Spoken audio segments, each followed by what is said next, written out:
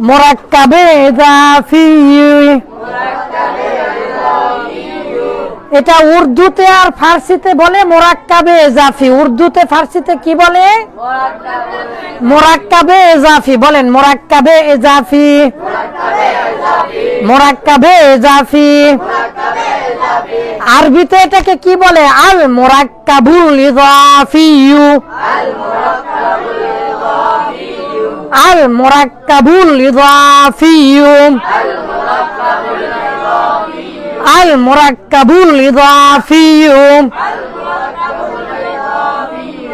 রায়ের, রায়ের ফাদল এ শাইখানা। রায়ের সম্বন্ধবাচক যৌগিক শব্দ। বাক্যাংশ সম্বন্ধবাচক যৌগিক শব্দ। ধাক্কা মেরে মেরে বলেন সম্বন্ধবাচক যৌগিক শব্দ। কেন ধাক্কা মেরে মেরে বলতে হবে একটু পরেই বুঝাচ্ছি। This is the ridiculous and very interesting lesson.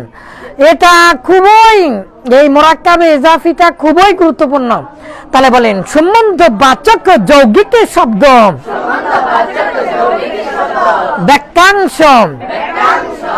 আপনি যদি বাক্যাংশ না জানেন তাহলে বাক্য তৈরি করতে পারবেন না। এই জন্য বাক্যাংশের উপরে আলহামদুলিল্লাহ একটা বই লিখেছি, প্রায় 350 পৃষ্ঠা। তার মধ্যে এটা একটা অধ্যায়। এর নাম হচ্ছে বলেন রায়ের সম্পর্কিত, সম্পৃক্ত, সম্পর্কিত নিসবতি,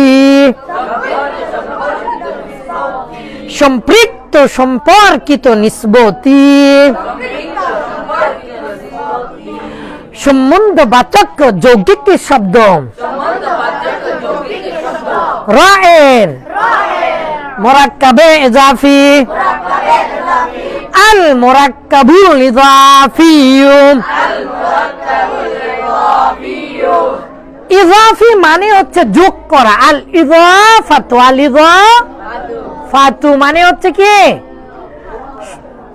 আসলে ইজাফাত মানে হচ্ছে সম্পর্ক করে দেওয়া, সম্পর্ক। আজাফা ইজিফু মানে আজিফ, অ্যাড করা, যোগ করা। তাহলে কোনো কিছু যখন আমরা যোগ করবো, লুক এট মি, উনজুর ইয়া শাবাব, উনজুর ইলাইয়া। এই ছেলে, হোয়াট হ্যাপেন্ড? মাযা হাদাস? মালাকা আল-ইয়াউম, আল-ইয়াউম, আজ আপনার কি হয়েছে? একবারও দেখাচ্ছেন না? কত সুন্দর পড়া না? সম্বন্ধবাচক যৌগিক শব্দ। মাশাআল্লাহ, মাশাআল্লাহ। কেন এরকম করছি এখন আমার দিকে তাকান। এই যে কলমটা, এই কলম পৃথিবীর যে কোনো একটা কলম, তাই না? মাদ্রাসা। কিন্তু যখন আমি এই কলম, এরকম লক্ষ লক্ষ কোটি কোটি কলম আছে না, কিন্তু এই কলমটা দেখেন আমার দিকে করে দিচ্ছে। কিভাবে? আমার হাতে আছে। তাহলে আমি কি বলবো? আহসানের কলম। বলেন মাদ্রাসার শিক্ষক, মোবাইলের তার। তাহলে একটা জিনিস আর একটা জিনিসের দিকে কি করে দিচ্ছে? সম্বন্ধ করে দিচ্ছে, সম্পর্ক করে দিচ্ছে, অধীনে করে দিচ্ছে। তার চিহ্ন বাংলা ভাষায় কি আসতেছে? র এর।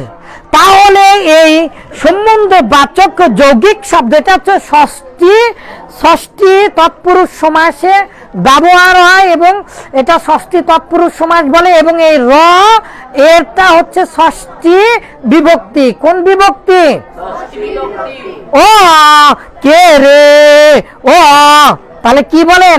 ও কে রে, দ্বারা দিয়া করতি, কে রে হতে থেকে চে, র এর।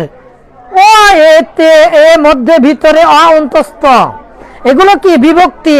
এই বিভক্তিগুলো কোথায় আসে? ক্রিয়ার সাথে আসে, তাই না? যে কর্তা কর্ম করণ, সম্প্রদান অপদান অধিকরণ, তাই না? যে করে সেই হয় কর্তা, যা করে তাই হয় কর্ম। যা দিয়ে করি সেই করণ, যাকে দেই সেই সম্প্রদান, যাকে করি দান সেই সম্প্রদান, যা হতে থেকে বাহির হয় নির্গত উৎপন্ন সেই অপাদান। আর যা কিছু পৃথিবীতে আছে স্থান বা কাল সবকিছুই অধিকরণ। তো এই যে এইগুলো তার মধ্যে ষষ্ঠী বিভক্তি যেটা র এর, এই ষষ্ঠী বিভক্তি, তাই না? এই ষষ্ঠীর কাজই শুধুমাত্র সম্পর্ক করে দেওয়া। বাংলা ভাষায় দুটা চিহ্ন বলেন র এর, তাহলে আসানের কলম, আসান একটা কলম একটা, দুটার মাঝে সম্পর্ক কে করে দিচ্ছে? র। আমি এখন যদি বলি আচ্ছা ইমাম বুখারীর বা ইমাম বুখারীর হাদিস, তাহলে বুখারী শরীফ, তাই না? আচ্ছা আপনাদেরকে রাসূলুল্লাহি, আল্লাহর রাসূল, কিতাবু তালিবিন, ছাত্রর বই, এরকম ভাবে ইয়াদি আমার হাত, ইয়াদা, তারপরে কিতাবুহু তার হাত, জামিলি আমার বন্ধু, জামিলুহু জামিলুকুম জামিল, অসংখ্য উদাহরণ আমরা একটু পরে দেখব। তাহলে সম্পর্ক বাংলাতে কে করে দিচ্ছে? র এর। এই জন্য বলেন কালির, কলমের কালি, আমার বই, তোমার ভাই, ছাগলের ছানা, তার বন্ধু। তাহলে রটা হচ্ছে তারুণ জাত নাচনীয়ওয়ালা বর্ণ। আপনারা ক খ গ ঘ ম চ ছ বর্গীয় জ ঝ ঞ ট ঠ ড ঢ মূর্ধন্য। তো এই যে এই অক্ষরগুলোর মধ্যে একটা হচ্ছে র।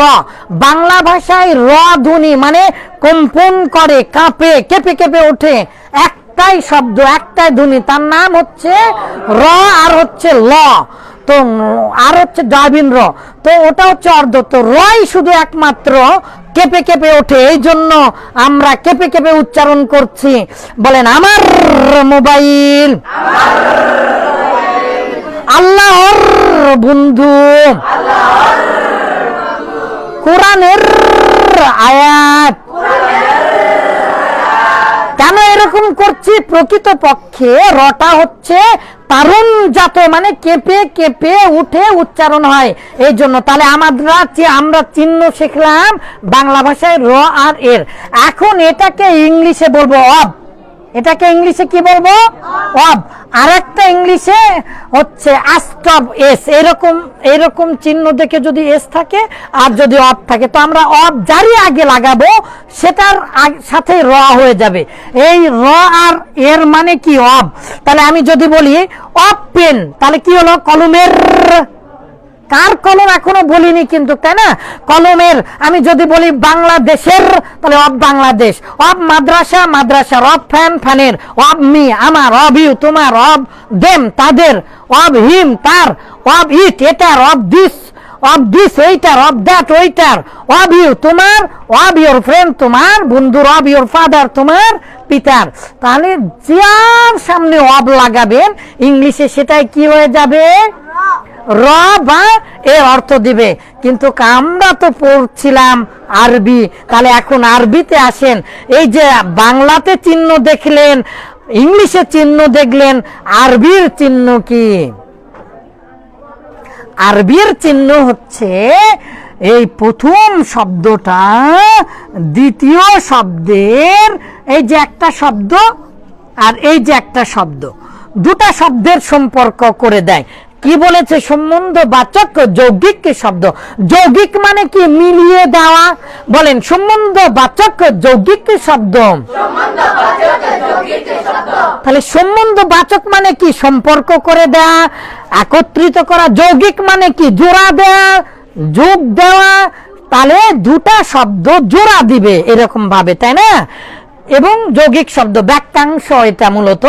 তাহলে এখন দেখেন রসুলুন এক শব্দ, আল্লাহ এক শব্দ, কি করে দিচ্ছে? আল্লাহর, আল্লাহর রাসূল সাল্লাল্লাহু আলাইহি ওয়াসাল্লাম, আল্লাহর রাসূল। তাহলে এই যে এই দুটা শব্দকে, আল্লাহ একটা শব্দ, রাসূল একটা শব্দ, এই দুটা শব্দকে বাংলা ভাষায় কে এই র এসে কি করে দিচ্ছে?